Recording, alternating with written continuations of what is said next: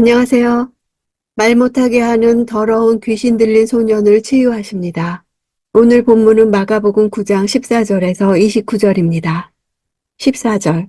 그들이 다른 제자들에게 돌아와 보니 그 제자들이 많은 사람들에게 둘러싸여 율법학자들과 논쟁을 벌이고 있었습니다. 누가복음에는 산에서 이튿날 내려왔다고 시간의 경과를 보여줍니다. 율법학자들이 제자들을 향해 집요하게 추궁하며 일방적으로 논쟁하고 있었습니다. 8절. 귀신이 한번 아이를 사로잡으면 아이가 땅에 거꾸러집니다. 그러면 아이는 입에 거품을 물고 이를 갈면서 몸이 뻣뻣하게 굳습니다. 그래서 선생님의 제자들에게 귀신을 쫓아내달라고 부탁했지만 쫓아내지 못했습니다. 거꾸러진다 하는 단어는 땅에 내동댕이 치다 라는 뜻입니다. 쫓아내지 못했습니다 라는 표현은 쓸모없다, 효력이 없다, 도움이 되지 못한다 는 뜻으로 제자들의 무능을 지적하며 냉소적 어투로 말한 것입니다. 아이의 아버지는 예수께조차도 어떻게든 하실 수 있다면 이라고 물었습니다. 19절. 예수께서 말씀하셨습니다. 이 믿음 없는 세대야, 내가 언제까지 너희와 함께 있어야 하겠느냐? 내가 언제까지 너희에게 참아야 하겠느냐? 아이를 데려오라. 예수님의 책망이 누구를 향한 것인지 많은 논란이 있습니다. 그것은 이 통분의 말씀이 저주에 가까운 책망의 의미가 있기 때문입니다. 세대라는 말을 통해 볼 때 1차적으로는 제자들을 공격하던 종교 지도자들과 그들에게 동조하는 이스라엘 백성들을 가리키며 넓게는 아이의 아버지와 제자들까지도 포함된다고 볼 수 있습니다. 믿음이 없다 하는 것은 적은 믿음을 가리키는 단어와 구별되는 것으로 믿음이 전혀 없는 완전한 불신앙을 가리킵니다. 언제까지 너희와 함께 있어야 하겠느냐, 참아야 하겠느냐, 미래형 동사를 2번 사용해서 앞으로도 계속해서 이와 같이 믿음 없는 일들이 발생할 것을 암시하고 있습니다. 믿음은 하나님의 말씀과 그 뜻을 믿는 것입니다. 자기 신뢰나 신념과는 다릅니다. 22절. 귀신이 아이를 죽이려고 여러 번 불 속에 내던지고 물 속에도 빠뜨렸습니다. 그러나 선생님께서 어떻게든 하실 수 있다면 제발 우리를 불쌍히 여기시고 도와주십시오. 어떻게든 하실 수 있다면 이란 만약에 당신이 하실 수 있는 능력이나 역량이 있으시다면 이란 뜻입니다.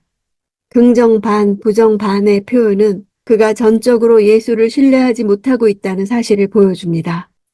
그는 제자들에 의해 실패한 경험을 예수와 결부시켜 생각함으로써 온전한 믿음을 가지고 아들의 치유를 바라기보다는 오히려 예수의 능력을 제한하며 그 능력을 의심하고 있습니다. 예수의 능력에 대해 반신반의하면서도 그는 예수께 불쌍히 여겨 도와달라고 자비를 요청하고 있습니다. 23절.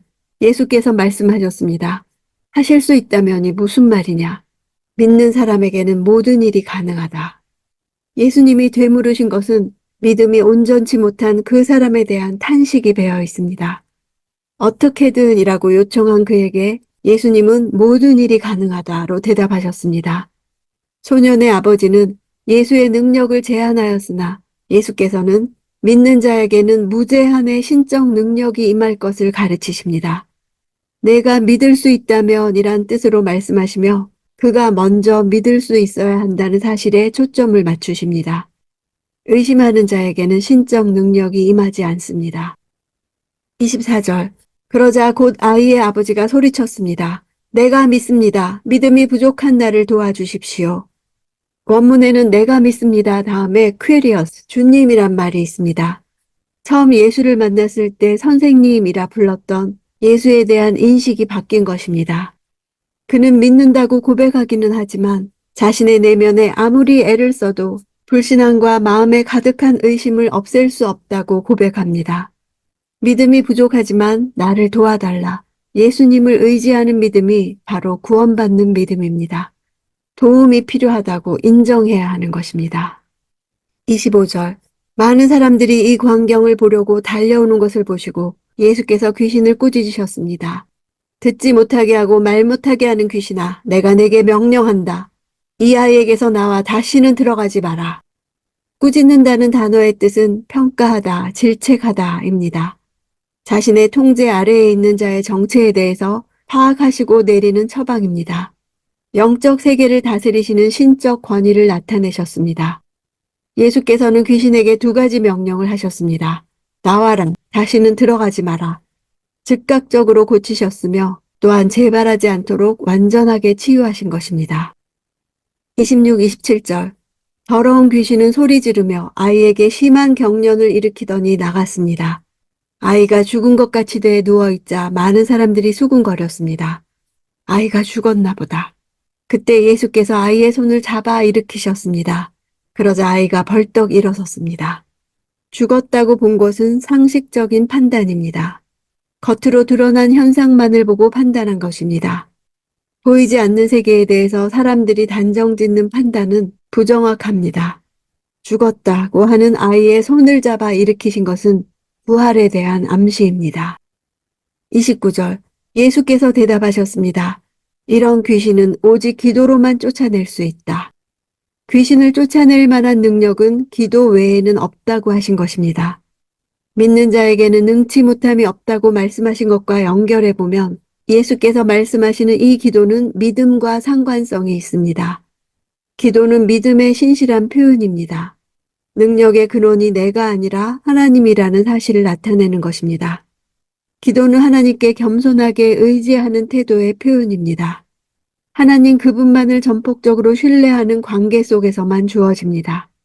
제자들은 자신들의 경험적 능력만을 의지하였을 뿐 믿음의 기도로 하나님의 능력을 바라지 않았던 것 같습니다. 산에서 영광스러운 모습으로 변화하셨던 예수님이 내려오셨을 때 이 지상은 귀신들로 인해 여전히 고통을 당하고 있었고 믿음이 없어 고통에서 헤어나오지 못하고 있었습니다. 제자들은 변화산에서 내려오자마자 자기들 힘으로 해결할 수 없는 현실을 만납니다. 그 현장에는 율법학자들도 있었으나 그들도 해결해 줄 수 없었습니다. 인간의 힘으로는 세상의 악과 고통을 다룰 수 없다는 사실이 바로 예수님이 죽으셔야 하는 이유입니다. 그 현장에서 자기 힘으로는 눈앞의 악과 고통을 해결할 수 없다고 인정한 사람은 소년의 아버지밖에 없었습니다. 그의 절규는 믿음과 불신 사이를 왔다 갔다 하는 우리의 연약한 모습을 보여줍니다. 고통을 부르짖는 세상에 살면서 우리는 자신의 무능함에 절망할 때가 너무도 많습니다. 세상에 속한 사람과 똑같이 믿음이 없는 자신을 발견합니다. 주위에 수많은 절망하는 사람들을 위해 내가 아무것도 해줄 수 없음을 느낄 때 그 부족함과 능력 없음으로 위축될 것이 아니라 그로 인해 더욱더 하나님 앞으로 나아가야 합니다. 우리가 이 땅에 사는 동안은 아무리 높은 산에서 영광의 주님을 뵙고 즐겁다 해도 다시 이 땅으로 내려와야 합니다. 주님의 영광을 아직 보지 못한 세상에 주의 영광을 드러내기 위해서입니다. 산 위에서 하나님과 함께한 시간은 삶으로 나타납니다.